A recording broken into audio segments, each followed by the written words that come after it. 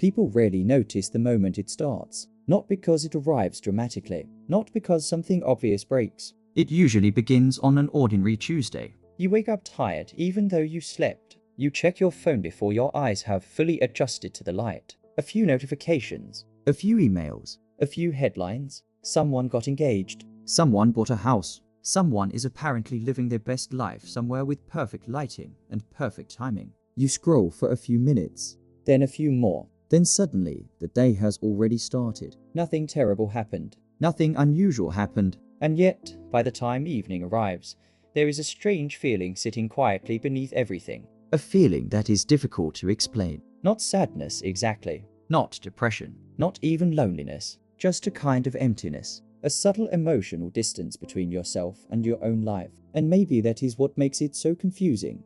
Because from the outside, modern life often looks full. Full of information. Full of entertainment. Full of convenience. Full of choices. Full of things to buy, watch, consume, experience, and optimize. But somehow, many people have never felt more emotionally disconnected from themselves. The strange part is that modern life was supposed to solve so many problems. Technology promised convenience. Consumer culture promised satisfaction. Social media promised connection.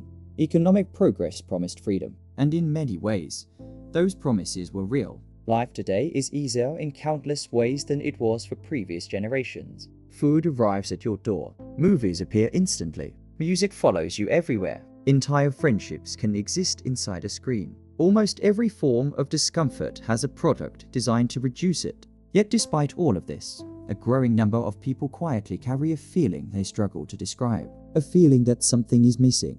Not materially, emotionally. And this is where modern life becomes strange. Because emptiness is rarely caused by having too little. Sometimes it appears when people are surrounded by too much. Too much information. Too much stimulation. Too many choices. Too many comparisons. Too many things competing for attention at every moment of every day. The human brain evolved in environments that were relatively stable. A few relationships. A few responsibilities. A limited amount of information. A limited number of social comparisons. Today, before breakfast, people can absorb more information than previous generations encountered in entire weeks. And most of that information is not neutral. Every notification wants something. Every platform wants attention. Every advertisement wants desire. Every algorithm wants engagement. The pressure doesn't always feel aggressive. In fact, it often feels invisible, which is exactly why it becomes so powerful. Most people don't wake up thinking they are participating in a giant competition for attention, but they are. Every day, every hour, sometimes every minute. And after a while, the mind begins adapting to a constant state of stimulation. Silence starts feeling uncomfortable. Stillness feels unfamiliar. Moments that once felt ordinary now feel insufficient. Waiting in line becomes an opportunity to check a phone. A quiet evening becomes an opportunity to stream something. A few minutes alone with your thoughts suddenly feel strange. At first, it seems harmless, but slowly, something changes. People begin consuming experiences faster than they can emotionally process them. They move from video to video, post to post, purchase to purchase, goal to goal, without ever fully arriving anywhere. The uncomfortable part is this. Human meaning often emerges from emotional digestion. From reflection, from sitting with experiences long enough for them to become part of us.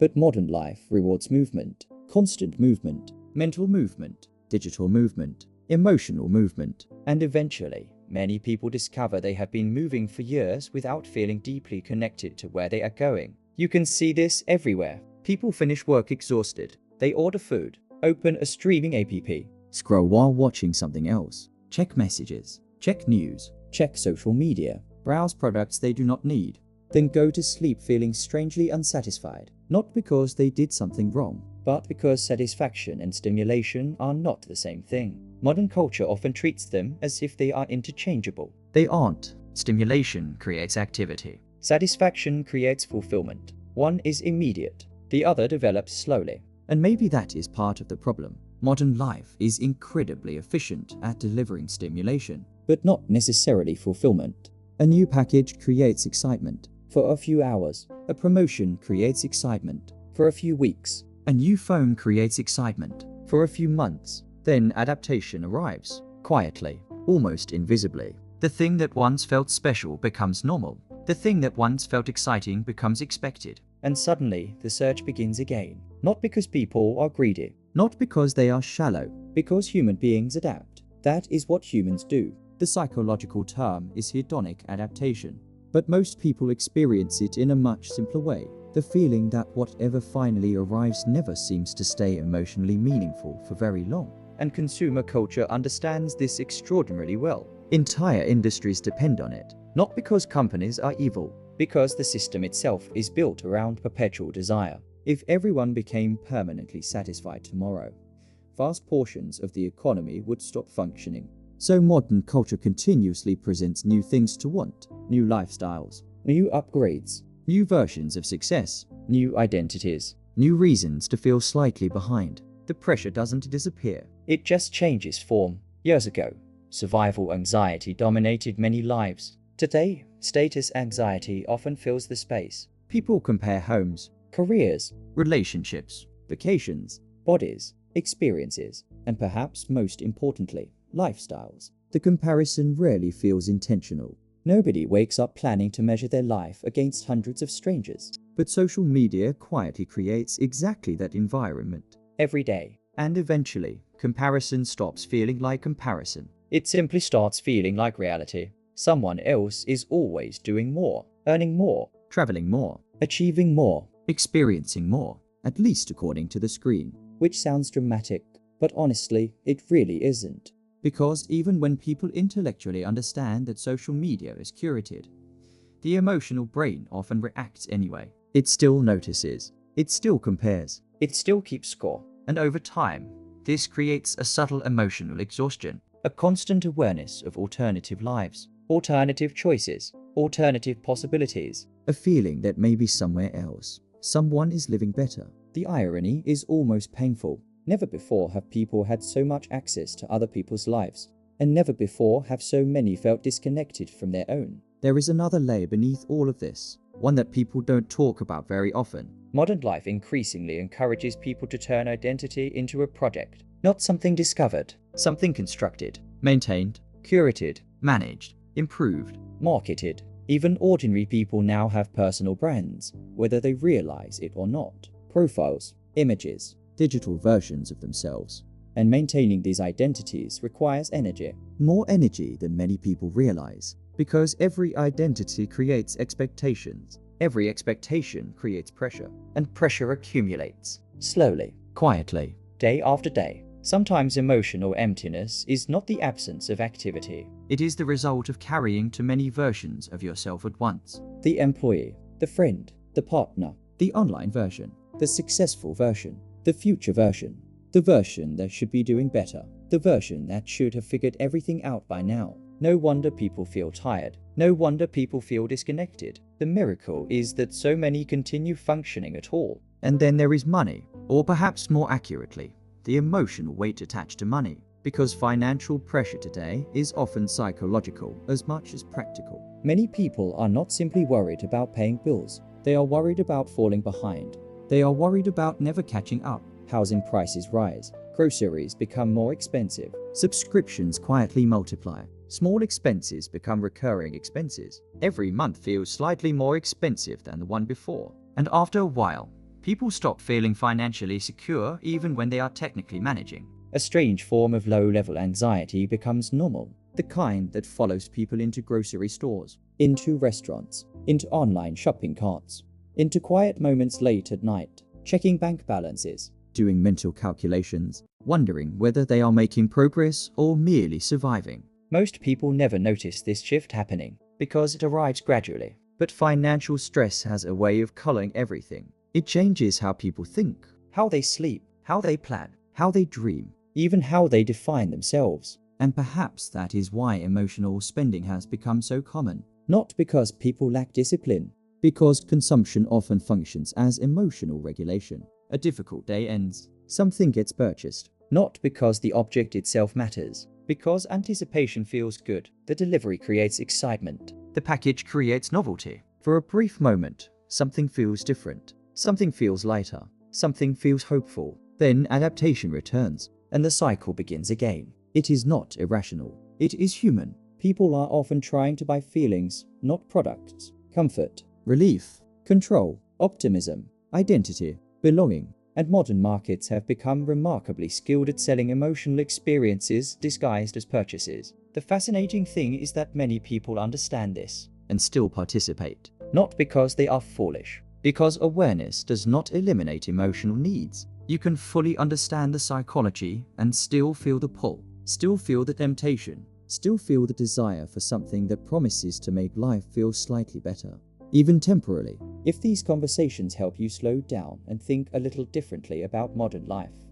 you're welcome to stay around. Because the deeper we look, the less this emptiness appears to be an individual problem, And the more it begins to resemble a cultural condition, a shared emotional atmosphere, something many people are experiencing simultaneously while assuming they are alone. And loneliness itself deserves attention here. not necessarily physical loneliness, emotional loneliness, the kind that can exist in crowded cities, Busy offices, full households, group chats, social gatherings, because connection and contact are not the same thing. A person can exchange hundreds of messages and still feel unseen, can spend hours online and still feel disconnected, can have followers, acquaintances, co-workers, and casual friendships while quietly wondering whether anyone truly knows them. The digital world has become extraordinarily effective at creating contact. But emotional intimacy requires something slower, something less efficient, something that cannot be optimized. Presence, Attention, vulnerability. time, and these are precisely the things modern life often makes difficult. Everyone is busy, everyone is distracted, everyone is tired. Conversations become shorter, interactions become faster, Relationships compete against notifications. and eventually, people begin accepting emotional distance as normal. The strange part is how quickly humans adapt to almost anything, even emptiness, especially emptiness. At first, people notice it, then they explain it away, then they accommodate it, then eventually, they build entire lifestyles around it. The exhaustion becomes normal, the distraction becomes normal, The comparison becomes normal. the loneliness becomes normal, the emotional numbness becomes normal. And once something feels normal, people stop questioning it. That sounds small. It isn't. Because awareness is often the first step toward change. Not dramatic change, Not life transformation. just awareness. The simple recognition that perhaps the emptiness is not evidence that something is wrong with you. Perhaps it is evidence that you are responding normally to conditions that place extraordinary demands on attention, emotion, identity, and energy. There is something strangely comforting about that realization, not because it solves everything, because it removes a certain kind of self-blame. Many people spend years believing they should feel happier, more grateful, more motivated, more fulfilled, as if fulfillment were simply a personal achievement waiting to be unlocked. But human beings have always depended on things that cannot be purchased or optimized. Meaning, belonging, purpose, Connection, rest, community. reflection. These things move slowly. They resist efficiency. They cannot be delivered overnight. And perhaps that is why they feel increasingly rare. The modern world excels at speed. Meaning often requires patience. The modern world excels at convenience. Connection often requires effort. The modern world excels at stimulation. Fulfillment often requires attention. Different kinds of attention. The kind that notices small moments. A conversation that lasts longer than expected. A quiet walk without headphones. A meal shared without screens. A moment of genuine laughter. A feeling of being understood. These experiences rarely go viral. They rarely generate engagement. They rarely look impressive online. Yet they are often the moments people remember years later. Not because they were extraordinary, Because they felt real. And maybe that is what so many people are searching for beneath all the noise. not constant happiness, not endless excitement. Not perfect success. Something real, something grounding. Something that feels emotionally solid in a world increasingly built from digital abstractions. The search itself is deeply human. Even the emptiness is deeply human. Because emptiness often points toward unmet needs, toward neglected parts of ourselves. Toward questions we have been too distracted to ask. And while modern life offers endless opportunities to escape discomfort, it also offers endless opportunities to avoid understanding it. Sometimes the feeling people call emptiness is actually information, a quiet signal, an invitation to pay attention, to notice what has been missing, to notice what has been replacing it, to notice where energy goes, where attention goes, where emotional life goes. not with judgment, just curiosity. Because awareness changes the experience. The pressure may still exist, the noise may still exist, The financial worries may still exist. The algorithms will certainly still exist.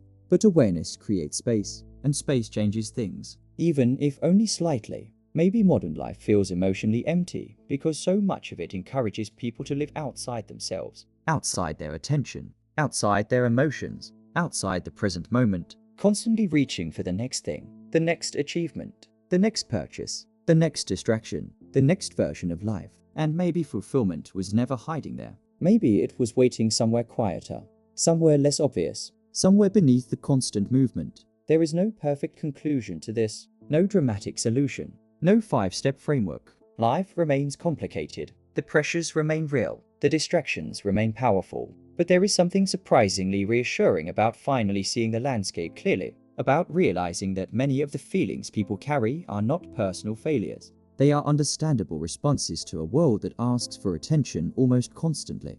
A world that often confuses stimulation with meaning, Consumption with fulfillment. visibility with connection. And perhaps once we notice that, something softens, not immediately, not completely, but enough to breathe a little deeper, Enough to question a few assumptions. enough to spend a little less time chasing and a little more time noticing. Because maybe emotional fullness was never something to acquire. Maybe it grows slowly through attention, Through presence, through relationships, through moments that seem insignificant while they are happening. And maybe that is why they matter so much. There is something comforting about finally noticing the pressure instead of constantly running from it. Something calming about understanding that emptiness is not always a void. Sometimes it is simply a space waiting to be filled with things that actually nourish us. Not faster, not bigger, not more impressive, just more real. Maybe awareness changes something. Maybe modern life feels lighter once we stop pretending we're unaffected by it. And maybe that is enough for tonight.